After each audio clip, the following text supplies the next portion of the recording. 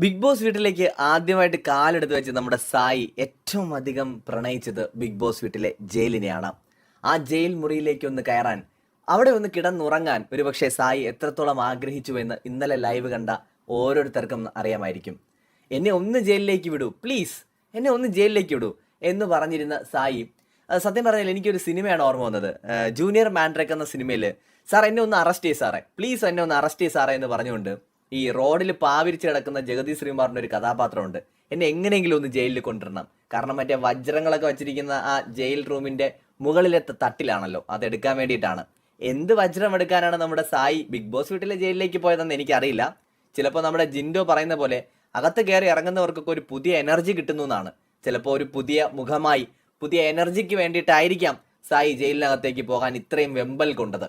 എന്താണെങ്കിലും ശരി, സായിക്കൊപ്പം അൻസിബയും ഉണ്ടായിരുന്നു ഇന്നലെ ജയിലിൽ. സാധാരണ രീതിയിൽ ഇങ്ങനെ ചാടിത്തുള്ളി ജയിലിലോട്ട് പോകുന്നവർക്കൊക്കെ ബിഗ് ബോസ് മാവാട്ടുന്ന വേലയാണ് കൊടുക്കാറ്. അപ്പം ഞാൻ ഇന്നലെ വിചാരിച്ചു സായിക്കും അതായിരിക്കും കിട്ടുന്നതെന്ന്. പക്ഷെ മാവ് കിട്ടിയില്ലെങ്കിലും തേങ്ങ കിട്ടിയിട്ടുണ്ട്.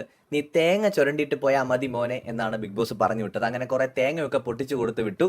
അങ്ങനെ തേങ്ങ ചിരകി ചുരണ്ടി എടുത്തിട്ടാണ് രണ്ടുപേരും ഇന്നലെ ഉറങ്ങിയത്. സോ സായി ഒരു പുതിയ ഒരു ഊർജ്ജത്തോടെ പുറത്തു വരട്ടെ, സ്ട്രോങ് ആയിട്ട് ഗെയിമിലേക്ക് ഇറങ്ങട്ടെ. ഓൾറെഡി സായിയുടെ ഒരു ഗെയിം അവിടെ തുടങ്ങിയിട്ടുണ്ട്, പക്ഷെ ഒരു ഇമ്പാക്റ്റ് ആണ് ഇനി വേണ്ടത്. സായി ഇപ്പോൾ എല്ലാവരുമായിട്ട് ഇൻട്രാക്ട് ചെയ്യുന്നുണ്ട്, നല്ല രീതിയിൽ അവിടെ വിഷയങ്ങളിൽ ഇടപെട്ട് തുടങ്ങിയിട്ടുണ്ട്. പക്ഷേ നമ്മൾ എക്സ്പെക്ട് ചെയ്യുന്നത് ഒരു ഇമ്പാക്റ്റ്, ഗെയിമിലേക്ക് ആൾക്കാർക്ക് വാവ് എന്ന് തോന്നണം. ഓഡിയൻസിന് ഒരു പെർഫോമൻസ് കാണുമ്പോൾ വാവ് എന്ന് ഫീൽ ചെയ്യുന്ന തരത്തിൽ ഒരു ഇമ്പാക്റ്റ് ഉണ്ടാക്കാൻ സായിക്ക് സാധിച്ചിട്ടില്ല. അതാണ് നമ്മൾ എക്സ്പെക്ട് ചെയ്യുന്നത്. എന്തായാലും ജയിലിൽ നിന്ന് കിട്ടുന്ന ഊർജ്ജം സായിയെ കൂടുതൽ ഒരു സ്ട്രോങ് ആയിട്ടുള്ള ഒരു പ്ലെയർ ആക്കി മാറ്റുമെന്ന് നമുക്ക് പ്രതീക്ഷിക്കാം. തൽക്കാലം ബൈ.